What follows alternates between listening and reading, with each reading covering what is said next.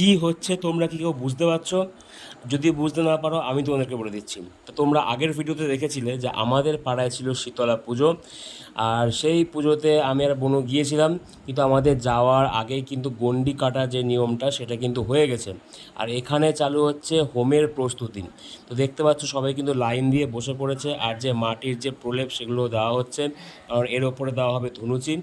আর কি হচ্ছে তোমরা এবার দেখো আস্তে আস্তে। আর আমি বেশি কথা বলবো না, তোমরা জিনিসটাকে এনজয় করো, আর কেমন লাগলো কমেন্ট করে জানিও।